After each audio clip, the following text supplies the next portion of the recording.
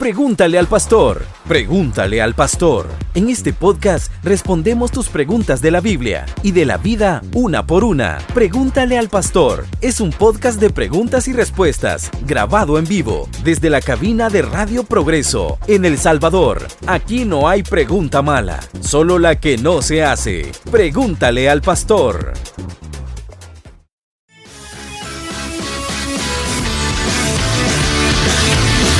Ya escuchó, pregúntale al pastor los jueves a las 8 de la mañana. Por acá está ya nuestro amigo pastor David Aguilar, preparado con todo. Así es que bienvenido, pastor. Gracias por estar con nosotros en esta mañana. Buenos días. Contento de estar acá nuevamente y poder retomar esta dinámica, ¿verdad? De abrir la Biblia con mis hermanos, resolver dudas, preguntas, inquietudes, comentarios. Así es que estamos listos ya para comenzar. Perfecto, vamos a abrir entonces el teléfono, llamadas, todo lo necesario. Daniel, ¿vos querés hablar? ¿Querés hablar? No. Haceme señas, porque ¿querés o no? Sí querés hablar. Ah, vale. ¿Habla? Hola. Ah, vale. Aló. No, ¿en qué momento me sacaste del programa, amigo? Ah, no, yo te pregunto si querés hablar, pues sí. No, aquí vamos a estar. Pero entre más hablemos nosotros, más hablará el pastor y va a responder. Buenos días, pastor. Buenos días, Dani, qué bueno tenerte aquí con nosotros, hombre. Pastor, ¿se siente cómodo ahí o quisiera la mesa ya más amplia? No, estamos súper bien acá, ¿sí? No te preocupes. Ah, no quiere estar con vos, Daniel. No, yo estaré pendiente de que si necesitan cafecito, agua. Eso.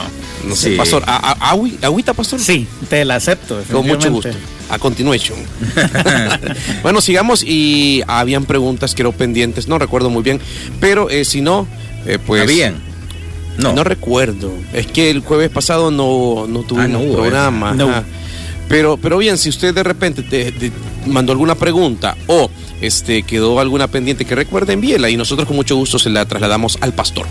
Sí, es el momento. O si no, pues también nos puede llamar al fijo.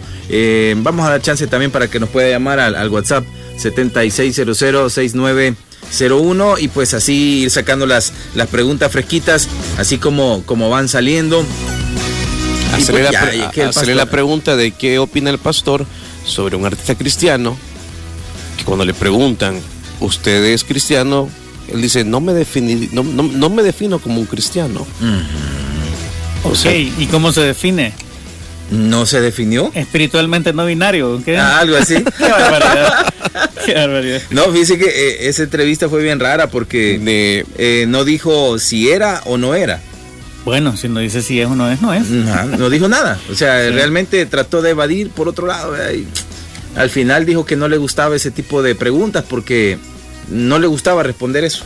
Okay. O sea, le incomodaba entonces. Interesante. No sé por qué. Víctor decía de que lo hacía porque no quería como quedar mal con cierto sector y tampoco no quedar mal con nadie, pues quedar bien, aceptable, digamos, en un término. Pero se supone intermedio. Que canta música religiosa, ¿o qué? Sí, Anet Moreno es.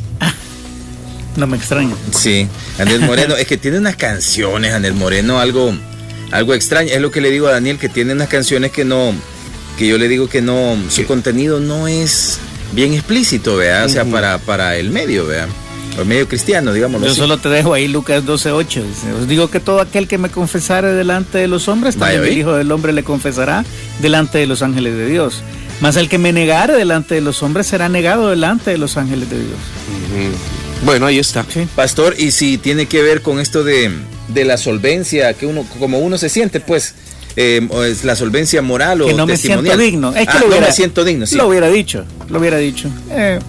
Lo que pasa es que ahora con todo lo políticamente correcto y toda esta cultura woke que está apoderándose del mundo, lamentablemente te haces este tipo de cosas por fines comerciales. Pastor, ¿y usted sabe qué es funar? Sí. El pastor sí sabe. Vaya a ver que está más adelantado que nosotros. No sé nada de eso. Sí, es. Ey, bárbaro, pastor. Usted es un término feo. Sí, es bien raro, vean. Pero básicamente es que es como el bullying, ¿verdad? No, te eliminan, o sea, es como que te cancelan dentro de las redes sociales. Te dejan de seguir, te hacen mala fama, te dan malos reviews en todo lo que Es que tenés. todo es red ahora, todo es red redes. social. Ajá. Bueno, pero a veces quizás lo ocupan mal, ¿verdad? Porque cabal, no hagas eso porque nos van a funar, dice. No, Sí, es eso. y yo no entiendo Que qué te es eso. comienzan a hacer retweets de tus publicaciones y hacen toda una campaña en tu contra. Para que te dejen de seguir o para que O sea, que cancelen. no es así nomás, es... No, Hey, pastor, ¿y usted cómo sabe todas esas cosas? es que trato de mantenerme. No es que pase en redes sociales, pero me mantengo por lo menos al tanto de algunos términos, precisamente porque a veces nos toca administrar jóvenes. Si tú no estás en su mundo, es Y difícil usted dice conectar funar con en, ellos. en sus prédicas, pastor. Algunas veces, depende de la audiencia. Como te digo, todo depende de la audiencia. Es un reto en estos días poder Interesante. poder enseñar. Mayores como nosotros nunca la va a ocupar. No, no, o sea, No la va a ocupar. A mí me extraña que ustedes no conozcan el término, si están de Sí. todos lados, o sea, en Instagram. Fíjense que yo lo había escuchado. tiktokeando. Lo había escuchado y yo Ajá. dije, quizás se refieren a esto y esto, ¿verdad? Pero honestamente nunca lo he oído de un joven que lo use correctamente o esté acostumbrado a usarlo, pues. Ya, y Lo Sí. que yo he oído son viejitos. Yo te digo cuál ha sido mi disciplina, es si yo escucho un término que no conozco en redes, voy a buscar, solo por cultura, o sea, solo es por saber. Ese fue uno de los que me tocó buscar porque estaba oyendo bastante el término hace algunos años, ¿verdad? ¿Y quién crea todas esas palabras, pastor? Sabrá tendrá esa No, respuesta. nadie sabe. A veces, incluso si buscas el origen, llegas a algo que no tiene mucho que ver, pero en fin. Sí, la verdad que es bien raro. Víctor ¿verdad? preguntaba el lunes, creo que quién le había puesto nombres a los pan dulces. Los pan dulces. Ah, bueno, ¿Usted tiene esa respuesta? No, para nada, pero todo es cultural. Tú Sí, sabes que ajá. todo depende de las regiones. Y hay unos que tienen nombres indígenas, otros que tienen vaya, nombres de pero- broma. ¿Ves? Sí, o sea, todo esto, el tototoposte, todo esto Ah, el son, tototoposte. Ese no lo mencionamos. son nombres indígenas que vienen ya de las raíces culturales de cada región. Y luego hay otros que las honradas y que las peperechas. Pero a Eso saber tiene- quién fue quien la bautizó, Sí. ¿verdad? No, Dice Víctor que existió entonces un Adán de los pan dulces. El Adán del pan dulce, ¿verdad? No sé si tal cosa existe, pero sí hay gente que es muy creativa. Vamos a decirlo así, a veces usa su creatividad para cosas que no son constructivas. Sí, Sí. sí. Bueno, ya Pero le dimos bueno. chance a usted para que piense su pregunta y comience a enviarla. Así que vamos ya, Víctor, con eso. Buenos días, pastor. Buenos días a todos los locutores. Yo tengo una pregunta.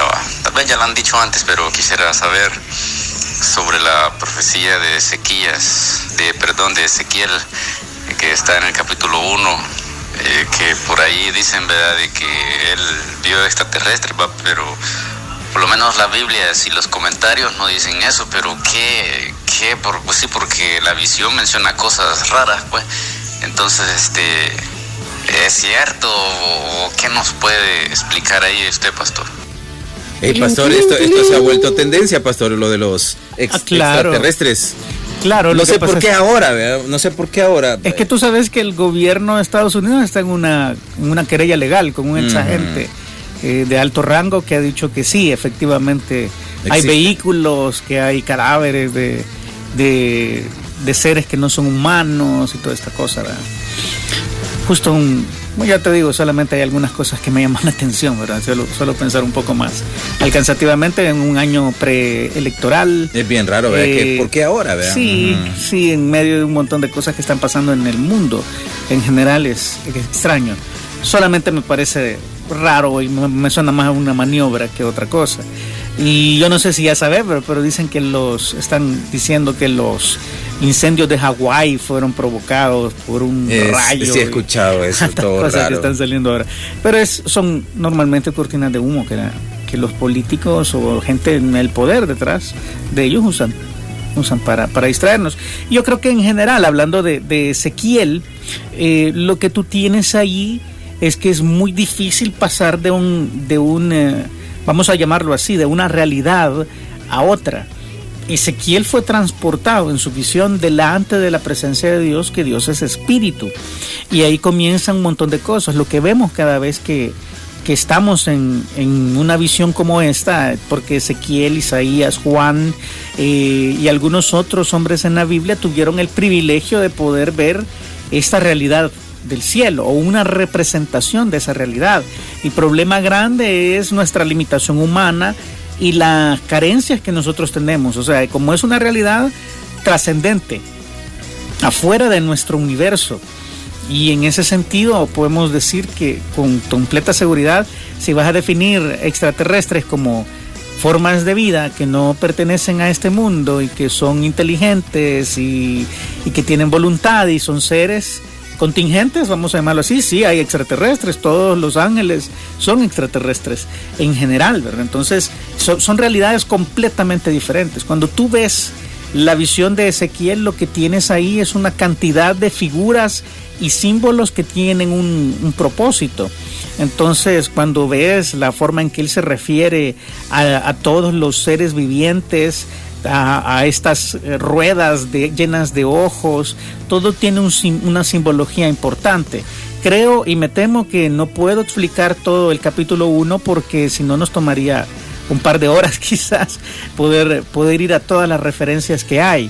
Pero sí puedo decirte que hay algunas cosas que son bien claras, sobre todo porque las figuras que se presentan ahí tienen una intención espiritual.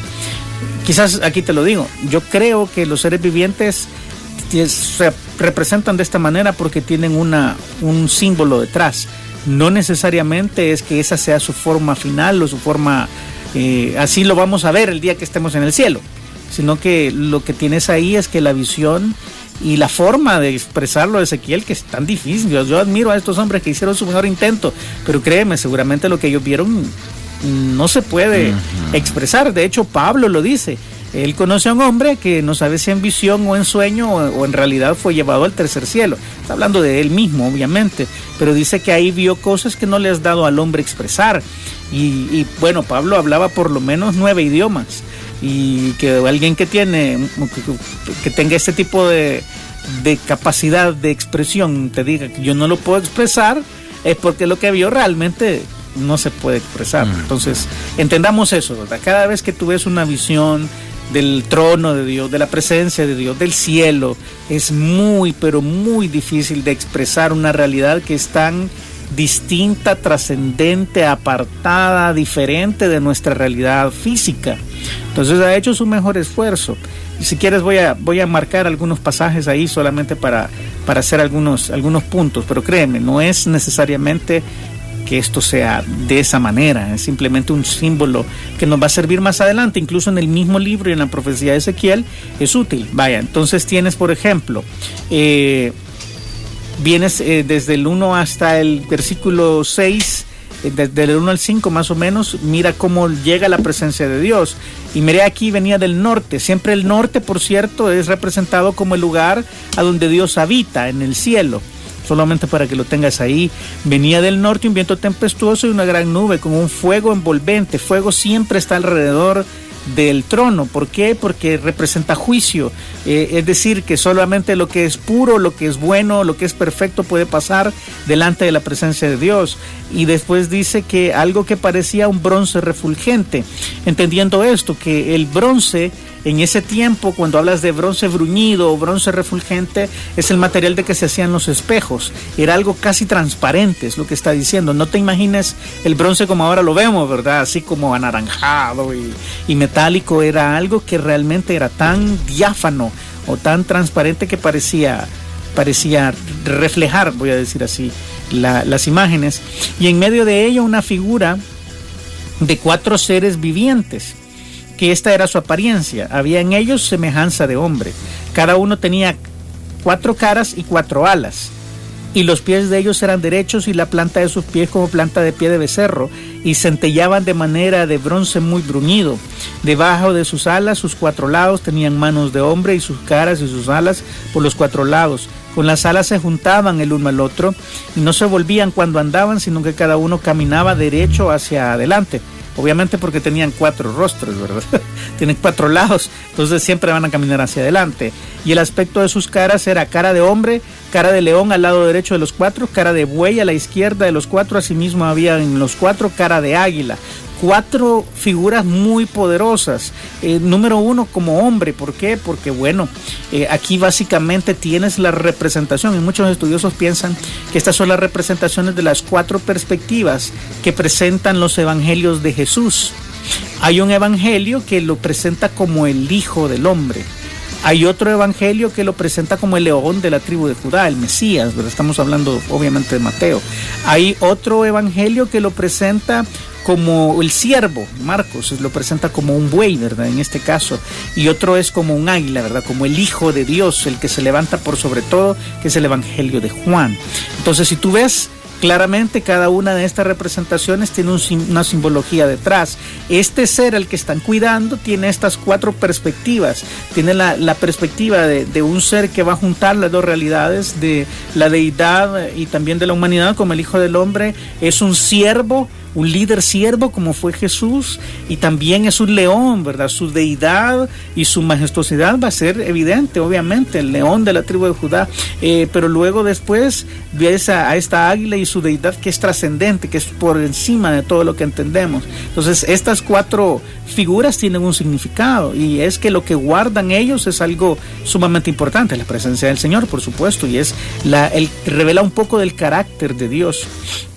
Después dice, así eran sus caras y tenían sus alas extendidas por encima, cada uno 2, las cuales se juntaban, las otras 2 cubrían sus cuerpos, y cada uno caminaba derecho hacia adelante, hacia donde el Espíritu les movía que anduviesen.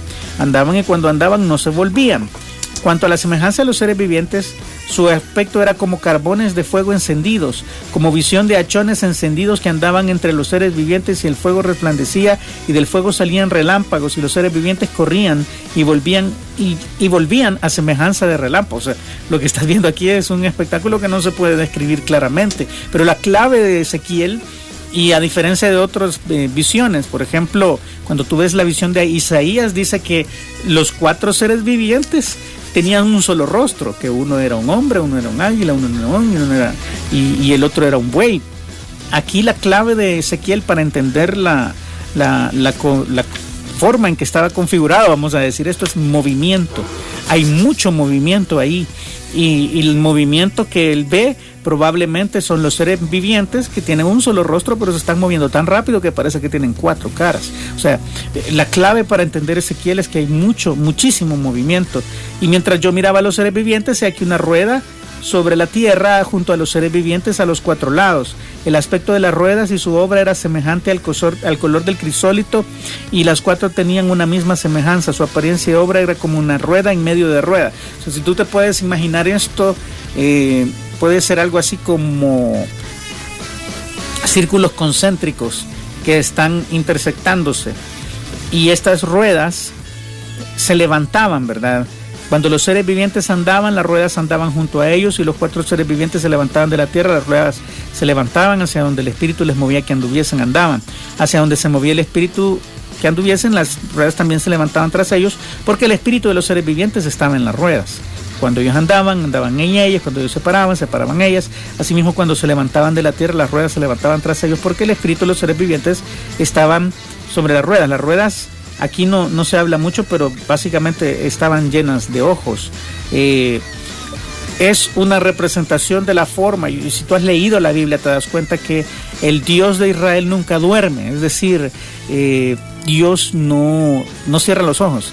Dios no lo puedes tomar desprevenido, no se descuida, está siempre pendiente, está siempre consciente de lo que está pasando, y es una representación también de eso, de la omnisciencia del Señor, y que este espíritu de estas ruedas esté con ellos. Y siempre cuando tú ves rueda o círculo en general en la tierra, lo que hace es llevarte a la idea de un infinito, algo que ni tiene principio ni tiene final. Entonces está mostrando que estás básicamente en la eternidad.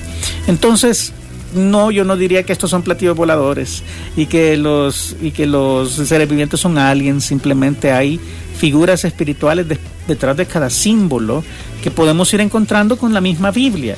Entonces yo no diría que estás hablando de otra creación en otro planeta y que lo que ves aquí, para nada. Y está muy claramente dicho que son seres que cuidan la presencia de Dios. No cuidan a Dios, fíjate, yo creo que no cuidan a Dios, creo que nos cuidan a nosotros de entrar a donde no nos corresponde, como también lo hacían en otro lado en la Biblia. A estos seres vivientes se les llama querubines. Y si tú recuerdas, cuando tú vas a buscar querubines en la Biblia, vas a encontrar que en el arca del pacto, encima del arca del pacto, hay una tapa de oro que se llama el propiciatorio. Y ese propiciatorio tiene 2 querubines que juntan las alas, igual que estos, por encima de la tapa, y ven hacia abajo, guardando lo que hay adentro, que es básicamente la presencia del Señor. Entonces, ¿cuidan a Dios? No cuidan a Dios, cuidan al ser humano de que no traspase los lugares a donde no debe llegar. Y cuando depositaban la sangre del cordero, la depositaban delante de ese propiciatorio para que Dios viera la sangre y propiciara el pecado, es decir, perdonar el pecado. Es poderosa la figura, pero básicamente es que los querubines siempre cuidan al ser humano de pasar a donde no le corresponde. ¿Te recuerdas cuando echaron a Adán y Eva del huerto del Edén? Dios puso una espada que se revolvía por todos lados, muy parecido a esta rueda, vamos a decir así, y puso querubines que guardaban la entrada del huerto, porque ahí estaba la presencia de Dios, y el hombre pecador y ahora caído delante de la presencia de Dios sería consumido. Entonces básicamente es eso, ¿verdad? Es símbolo tras símbolo tras símbolo, y los podemos encontrar en la Biblia. La Biblia comenta la Biblia, no necesitas ir a preguntarle a, qué sé yo, ¿verdad?, a Nostradamus, ¿verdad?, qué significa esto. Está en la Biblia. Busca rueda, busca ojo, busca buey, busca cordero, busca todas estas figuras y las vas a encontrar, y vas a ver que tienen correspondencia con otros símbolos más que la Biblia utiliza para dar figuras espirituales muy profundas y muy importantes para nosotros. Entonces yo creo que no son extraterrestres como los entendemos ahora, ¿verdad?, habitantes de otros mundos. Es simplemente una realidad que está tan lejos de la nuestra que es necesario verla a través de símbolos, porque no las entenderíamos de otra manera. Gracias, pastor. ¿Tenés alguna pregunta, Daniel? Víctor, realmente no. No, hombre. Me imaginé. Chivísimo. Vamos con otras. Han caído por acá un par. Quiero ver, cayó primero la de Alexander. Pero fíjate que ¿sí tenés preguntas ahí? Para no... Sí. Ok, entonces sí Antes tenía una, pero... Sí, ya... No. Pero mejor sigamos. Dice, buenos días, Radio Progreso, una pregunta. ¿A qué se refiere las vanas repeticiones de Mateo 6:7? Buenísima. ¿Se refiere a oraciones memorizadas o cómo es la cosa? Desde ya, gracias al pastor, dice, y gracias por la respuesta, dice Alexander. Excelente pregunta, Alexander, qué bueno que lo dices. Cuando tú vas a ver, vamos a ver el contexto, Mateo 6, todo el capítulo 6 de Mateo habla acerca de la oración en general. ¿De qué se trata? Bueno, es que la intención de la oración debe ser no ser visto de los hombres, eso no debe de ser. Aquí hay una serie de pensamientos que los acompañan. Si quieres vamos a leer desde el versículo 6:5, y dice: y cuando ores no seas como los hipócritas, porque ellos aman el orar en pie en las sinagogas y en las esquinas de las calles para ser vistos de los hombres. De cierto os digo que ya tienen su recompensa. O sea, está diciendo, señores, las grandes oraciones en Facebook, ahora podría aplicar esto, ¿verdad? Las declaraciones de mi fe en las redes sociales solamente para ser vistos, pues ya tienen su recompensa, la gente la vio y estuvo. Y de hecho ahora ni siquiera sabemos si esto es algo alabable o que la gente mire bien.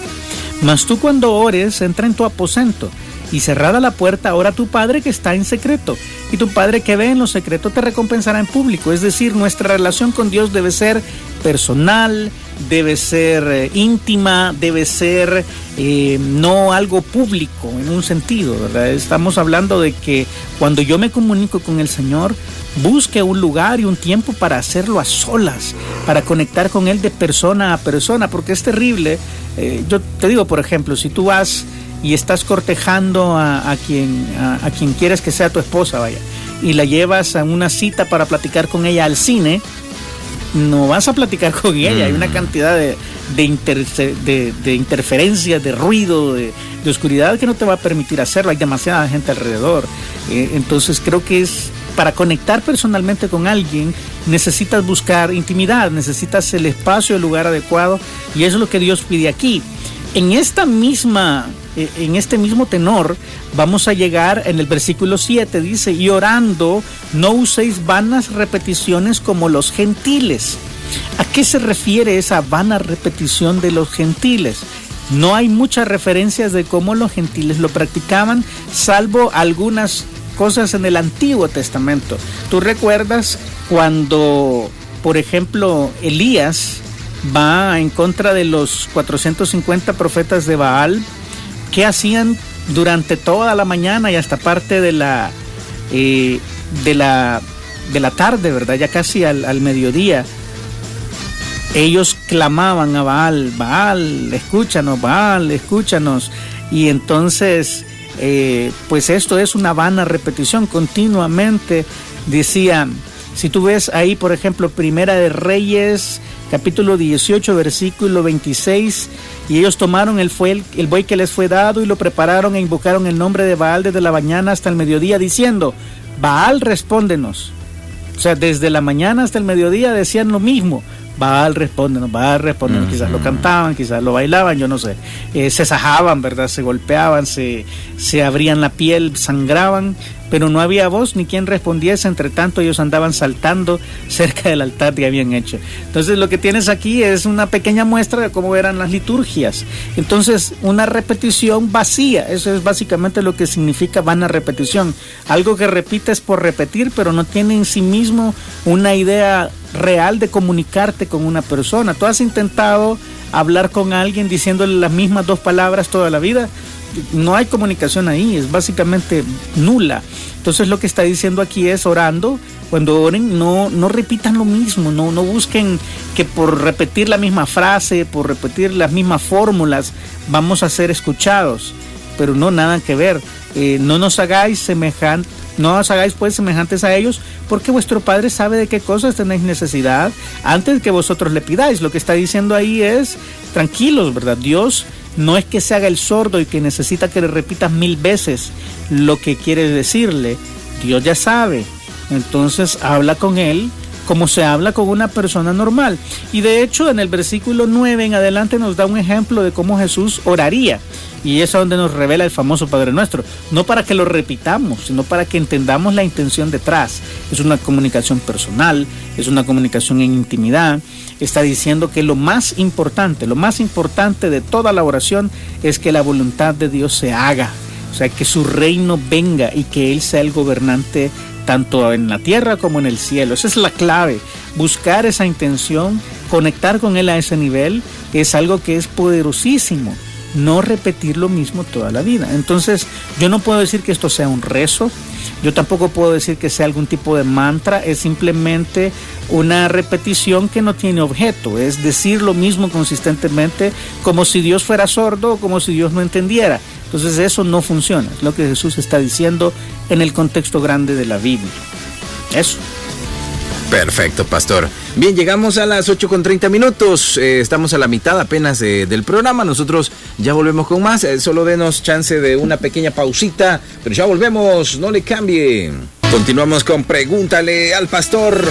Bien, hay varias preguntas por ahí interesantes. Muy interesantes. Muy buenas. David Paz, yo creo que yo creo que ya la habían hecho, pero ya hace mucho tiempo. No sé si actualmente la han hecho, pero está preguntando David Paz, así parafraseado, bueno, manda saludos a todos y dice: ¿qué hizo Jesús cuando murió en la cruz? Y dijo que iba a resucitar al 3er día. ¿Qué hizo en ese tiempo? Dice. Feliz día para todos. Buenísimo. ¿Qué hizo Jesús en el momento en que Él fue al sepulcro, o sea, su cuerpo? Sí. Básicamente, yo así le entiendo la pregunta, ¿verdad? Sí, claro. Déjame llevarte a Primera de Pedro, capítulo 3, versículo, ahorita te lo digo, lo estoy buscando porque hoy me hace falta mi Biblia de papel, como no tenés idea. Fíjate que es interesante como a veces nos cuesta tanto usar las herramientas electrónicas una vez que estás... Y a veces son bien prácticas, ¿verdad? Sí. Solo pone una palabra y ya le sale todo. Claro, pero ahora me está costando. Vaya, mira, en el capítulo 3:18, es decir, de Primera de Pedro, dice: porque también Cristo padeció una sola vez por los pecados, el justo por los injustos, para llevarnos a Dios, siendo a la verdad, por eso esto es contexto, dice, siendo a la verdad muerto en la carne, pero vivificado en espíritu. Así comienza este pasaje. Ahora mira, vivificado en espíritu, en el cual, es decir, en espíritu, fue y predicó a los espíritus encarcelados, los que en otro tiempo desobedecieron cuando una vez esperaba la paciencia de Dios en los días de Noé, mientras se preparaba el agua en el arca, en la cual pocas personas, es decir, 8, fueron salvadas por agua. Si tú te fijas, lo que está diciendo es que en el fue muerto en carne, pero vivificado en espíritu. Y en espíritu bajó a predicar a los espíritus encarcelados del tiempo de Noé. Yo voy a explicar quiénes son estos, pero Jesús bajó en espíritu. ¿Dónde más dice? ¿A dónde fue que en espíritu fue? Bueno, en Efesios capítulo 4, versículo 8 dice que Él subió por encima de los cielos, pero antes de subir por encima de los cielos bajó a las partes más profundas de la tierra para llevar cautiva la cautividad. O sea, hay dos cosas que Jesús hizo en ese tiempo.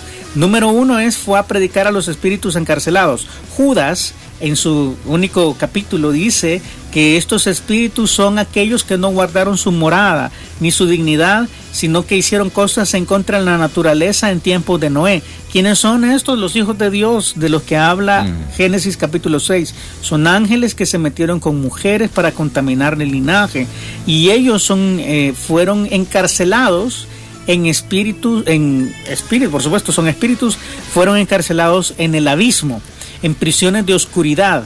Y entonces Jesús fue a predicarles a ellos. Ahora cuidado con esto, porque unos dicen, le fue a predicar el evangelio para que se salvaran. No, y es que en la Biblia, predicar en griego, que es el idioma en el que está escrito el Nuevo Testamento, predicar es proclamar. Entonces, si yo digo, es que yo fui y prediqué, nosotros normalmente entendemos, hablo de la palabra de Dios cuando decimos esto, pero aquí no, aquí es, fui y proclamé. Y entonces yo te digo, mira, ¿qué hiciste este fin de semana, Víctor? Fui y proclamé. ¿Qué proclamaste? Tienes que terminar la frase, y es así en griego. Cuando tú lo ves en el Nuevo Testamento, dice, fue y predicó el evangelio. Siempre se dice que fue lo que proclamó. Aquí, en 1 de Pedro 3, no dice que fue lo que proclamó Jesús. Yo tengo mi posición, en la Biblia no dice, pero fíjate que yo lo que creo es que fue a proclamar victoria, porque estos espíritus encarcelados de Génesis 6, lo que querían básicamente no solamente era porque eran bonitas, se metieron con todas las mujeres, sino que lo que querían era que la simiente de la mujer que había sido profetizada en Génesis 3:15 naciera. En Génesis 3:15 Jehová le dice al diablo, serpiente, la simiente de la mujer te va a aplastar la cabeza, tú le herirás el carcañal, pero la serpiente te va a aplastar, la simiente de la mujer te va a aplastar la cabeza. Y eso a nosotros no nos suena raro, pero a un oriental que tú le dijeras simiente de mujer es la cosa más rara que hay, porque la simiente siempre viene del hombre. Entonces estaba hablando de un ser que iba a descender directamente de una mujer y que iba a aplastar a Satanás. Entonces, ¿cuál es la solución?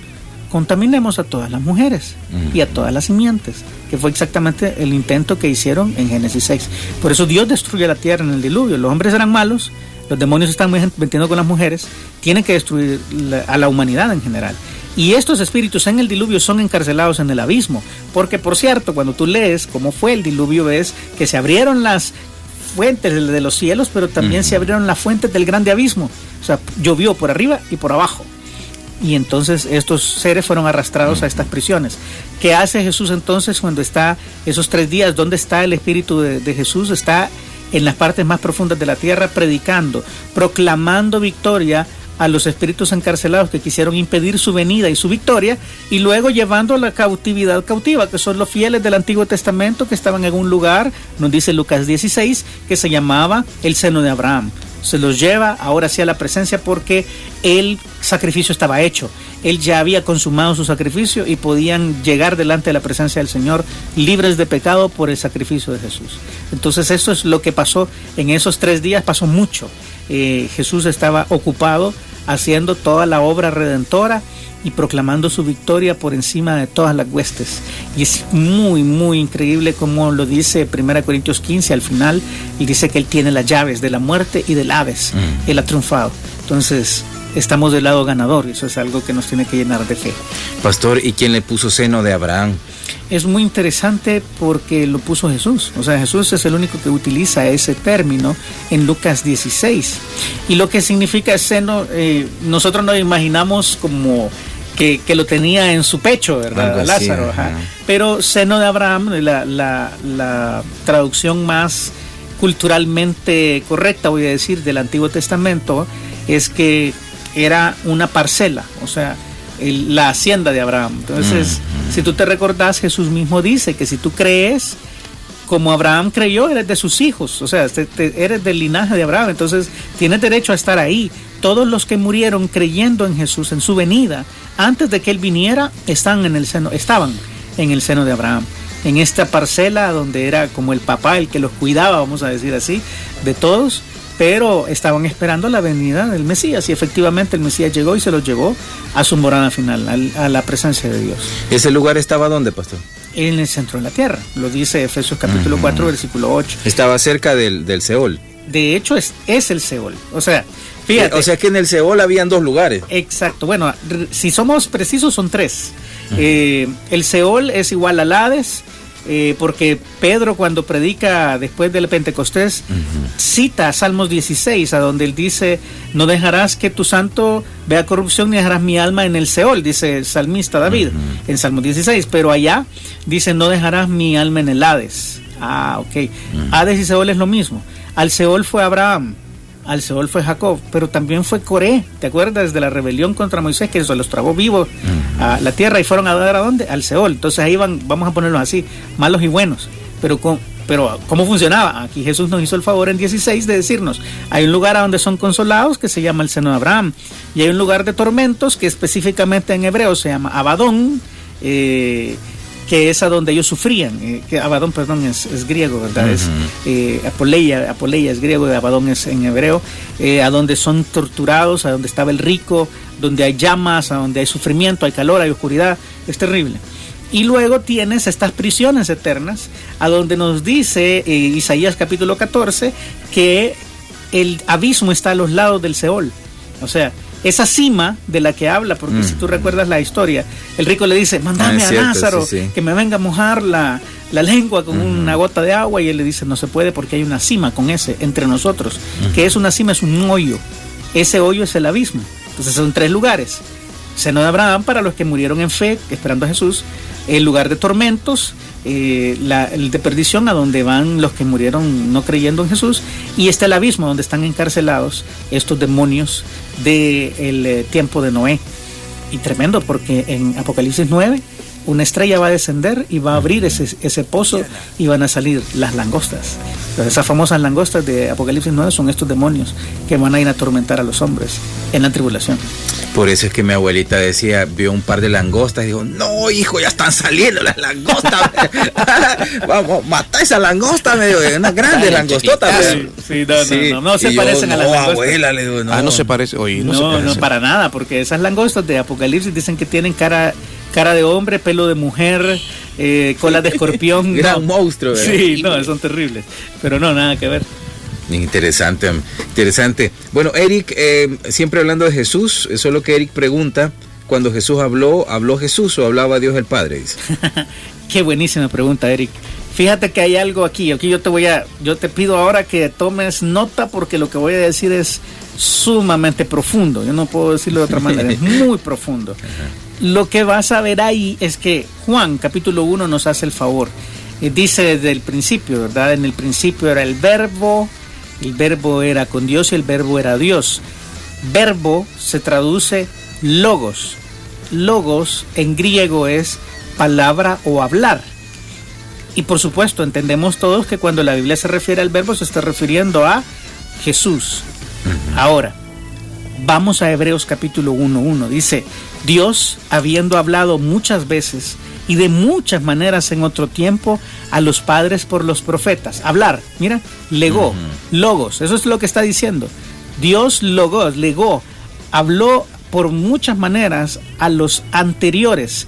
Y es interesante porque dice habiendo hablado. Esto es en griego y en español es igual. Es pretérito perfecto. Es una acción que se realizó en el pasado, pero ha terminado, ya no se realiza más. Como cuando tú decís: he dicho, ya hablé, se acabó. Entonces básicamente dice: Dios ya ha hablado en otro tiempo a los padres por los profetas, pero en estos postreros días ya no nos habla por profetas. Dice: nos ha hablado por el Hijo. Logos, Hijo, ahí está.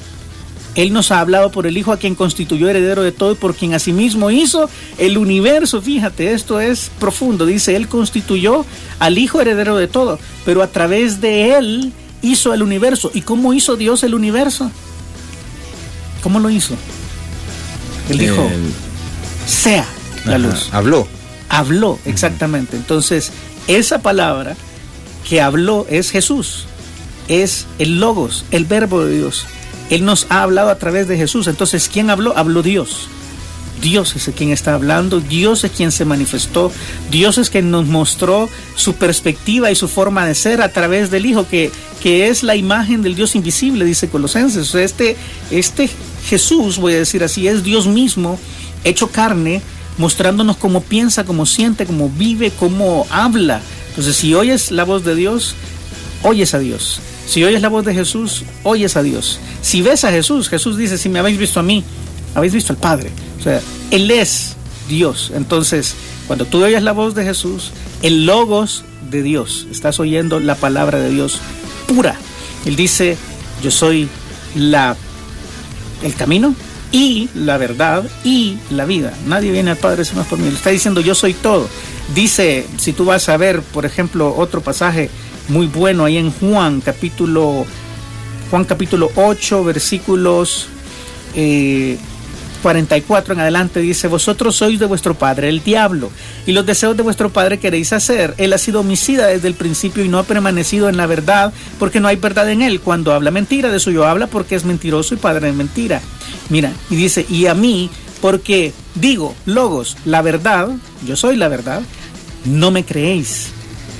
Entonces lo que está diciendo es, hey, yo estoy aquí para dar testimonio de la verdad. Yo soy la verdad, yo soy el camino, yo soy la vida, está diciendo Jesús. Él es la clave. Entonces, cuando tú oyes a Jesús hablar, estás oyendo la palabra de Dios. La palabra de Dios, así, básicamente encarnada. Ese es Jesús, el Verbo de Dios. Entonces, es una buenísima pregunta y como ves, tiene una respuesta bien profunda ahora. ¿Y por qué los fariseos no creían en Jesús, pastor? Hay una respuesta increíble para esto, porque fíjate que es bien triste. Ellos no creían, pues porque esa es exactamente la cosa.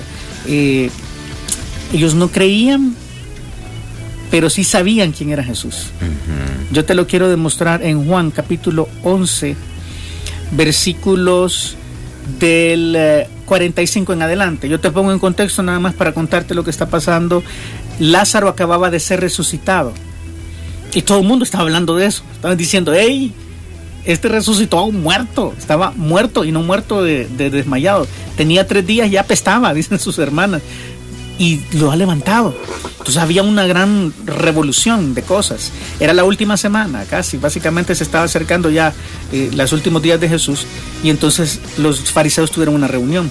Dice en Juan 11:45, entonces muchos de los judíos que habían venido a acompañar a María y vieron lo que hizo Jesús, creyeron en él. Creyeron.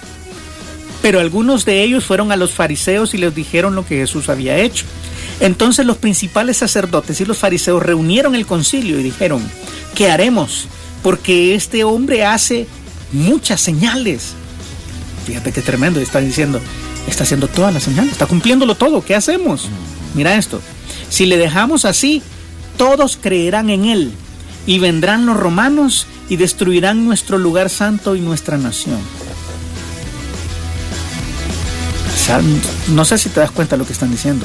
Están diciendo, este es el Mesías, pero nosotros no queremos que la gente crea en él, porque cuando crean en él, van a venir los romanos y van a destruir el lugar santo de Dios. Dice así,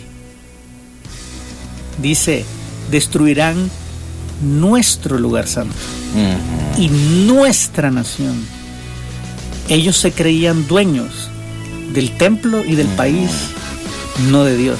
O sea, lo que tienes aquí es la cosa, uno de los pasajes más oscuros, más torcidos de todo, porque ves cómo pensaban. Ellos sabían que Jesús era el Mesías, ya lo había demostrado, estaba haciendo las señales, la gente estaba creyendo en él, y entonces ellos dicen, no, que no crean, porque entonces vamos a perder nuestros privilegios, nuestro templo, nuestra nación. Es nuestra, no de él, ¿ok? Ahí está claro. ¿Por qué no creían en Jesús? Porque no les convenía, no querían perder sus derechos, no querían perder sus privilegios y su posición como gobernantes. Ellos querían gobernar, no querían dejar que Dios gobernara. Entonces fueron condenados. ¿Fariseos era por un lugar o era un estado de...? Era una secta religiosa de los judíos.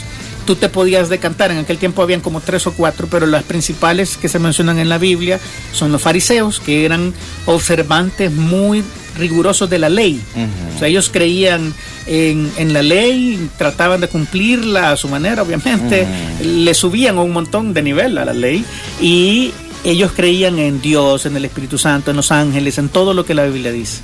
Luego tienes a los saduceos, que es como un otro partido dominante. Y de aquí eran casi todos los sacerdotes, fíjate, todos los sacerdotes, y ellos no creían ni en ángeles ni en espíritus, ni en la resurrección. Entonces, te imaginas, qué terrible, sí, que el sacerdote del pueblo no creyera en la resurrección. Era terrible, pero así estaba en ese tiempo, tan torcido estaba. Entonces tienes a unos que son súper legalistas y a otros que solo les interesa el poder.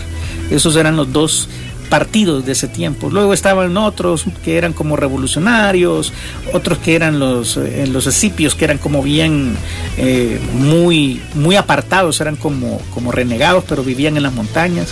De hecho, gracias a ellos tenemos las cuevas del Qumran, a donde se guardó la Biblia, porque ellos estaban en un reclusorio, se iban a los, voy a decir así, a unos monasterios hechos en la piedra y vivían apartados del mundo esperando a Jesús. Y entonces ellos guardaron la Biblia así en esa conservación que ahora tenemos, el Antiguo Testamento. Es increíble. Pero había otros, digamos que otras facciones a donde te podías hacer de un lado, eran denominaciones, llamémoslas así, vaya, y de los judíos. Pero los fariseos y los saduceos eran los fuertes. Los saduceos eran gobernantes, les interesaba el dinero, los compraban a cada rato. Y los fariseos eran como más nacionalistas, más estrictos, pero el legalismo los llevaba lejos del Señor. ¿Y todavía habrá fariseos, pastor?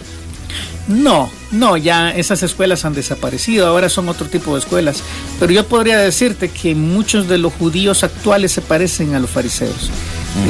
Tienen las mismas convicciones, hablando de judíos ortodoxos, por supuesto, tienen las mismas convicciones, casi que contemplan los mismos libros, porque, o sea, ellos tienen varias cosas diferentes, pero además de la ley tienen el Midrash, que son los comentarios de los rabinos de la ley, y luego sobre eso tienen otras más, y eso es un montón de leyes y cosas. Entonces ellos siguen estando de ese lado legalista, y se parecen mucho, muy nacionalistas, muy excluyentes, etcétera. Entonces, pero también les gusta el dinero.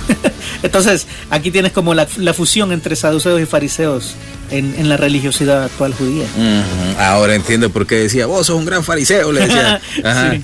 El cabal ahí se ponen los apodos. ¿Te han dicho alguna vez? Pastor fariseo, decía. Por ahí oí yo ese comentario. Sí, no, por ahí. Y Jesús lanza duras críticas a todos, a todos. A unos les dice, ustedes cuelan el mosquito y se tragan el camello. Dice que están diezmando hasta la hierbabuena que siembran en sus jardines, pero la justicia, el amor, la verdad, de la que trata la ley, esa no la hacen. Entonces, con lo chiquitito y lo más grande, el principio grande de la ley, ese no lo guardan. ¿Te gustó eso, Danielito? Claro que sí, está bonito, ¿verdad? Sí. Claro que sí. Bien bonito. ¿Ya te han dicho fariseo vos?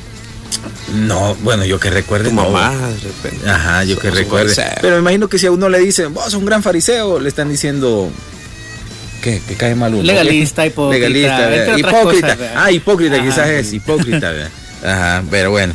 Hay una última pregunta. Alfredo Mujica pregunta, pastor, ¿cuál es su ministerio? Dice, y si es pastor, dice. ¿Yo? Ajá. Sí. Sí, bueno, yo tengo el privilegio de pertenecer a la Iglesia Bautista Vida Nueva. Ahora, hoy por hoy, estoy desarrollando un puesto, voy a decir, dentro de la organización, que es ser el pastor de discipulado. Esto quiere decir que estoy a cargo de todos los procesos de crecimiento espiritual en la iglesia, de todos los campos. Somos una iglesia que tiene diferentes sitios donde nos reunimos. Somos la misma iglesia, pero nos reunimos en diferentes lugares del país. Tenemos uno en Crown Plaza, en el hotel. Los domingos nos reunimos ahí, en Miralvalle, en Lourdes, en Hacienda Los Miranda y también en Apopa. Estos son nuestros lugares donde nos reunimos. Somos la misma iglesia, tenemos la misma estructura de autoridad, y hoy por hoy lo que yo estoy haciendo es pastoreando a aquellos que están creciendo y a los que ayudan a crecer, que es realmente una bendición. Entonces, ese es mi ministerio y esa es la iglesia a la que sirvo. Bien, perfecto. Y al mismo tiempo pregunta si las personas que se suicidan tienen posibilidad de ser salvos, dice.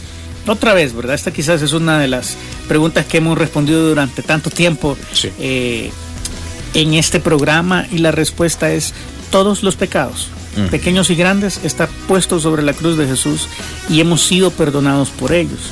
Lo dice claramente, quizás el pasaje más claro de todos es Romanos 8:38, que lo especifica de una manera muy, muy buena. Dice: por lo cual estoy seguro que ni la muerte, o sea, la muerte no lo puede hacer por cualquier medio que haya venido la muerte, ni la vida, ni ángeles, ni principados, aquí está Satanás, ni potestades, ni lo presente, ni lo porvenir, o sea, ni lo que hayamos hecho ahora, ni lo que vayamos a hacer después, ni lo alto, ni lo profundo, nada de lo que hay en esta creación, ni ninguna otra cosa creada nos podrá separar del amor de Dios, que es en Cristo Jesús, Señor nuestro. Es tan pecado como mentir, como robar, como matar.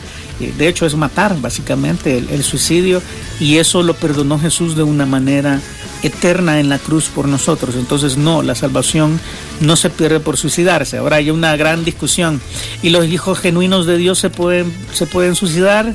Y la respuesta es, creo que un poco más simple de lo que uno esperaría. Hebreos capítulo 5 establece que hay cristianos que son inmaduros toda la vida. Es decir, dice el autor de Hebreos: ustedes, debiendo ser ya maestros después de tanto tiempo, tienen necesidad que yo les vuelva a hablar lechita de los rudimentos. Está diciendo, ustedes no han madurado después de tanto tiempo. Y el problema con la madurez espiritual es que no es como la madurez física. Bien o mal, nosotros nacemos, crecemos, y no tenemos que hacer nada para crecer, es algo natural en nosotros, pero espiritualmente sí debemos hacerlo. Entonces, establecer que hay cristianos muy inmaduros y que son inmaduros toda su vida, y algunos pueden estar 30 años en la misma iglesia y siguen siendo igual de inmaduros, y son cristianos, o sea, son hijos de Dios. Ahora bien, yo he tenido 2 hijos pequeños, ahora tengo una de 3, pero cuando ella comenzaba a gatear, si ella hubiera encontrado una pildorita de veneno de ratas, estoy seguro que si le llamaba la atención se la podía comer en cualquier momento, y era capaz de morir por su inmadurez.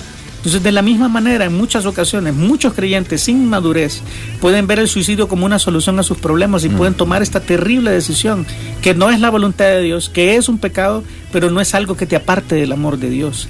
La salvación es un regalo que Dios nos ha dado incondicionalmente de nuestras acciones. Así como no podemos ganarla, no podemos perderla, porque es un regalo de Dios, un regalo eterno. Entonces, no, definitivamente el suicidio no es una causa para que tú pierdas tu salvación, como ningún otro pecado lo es.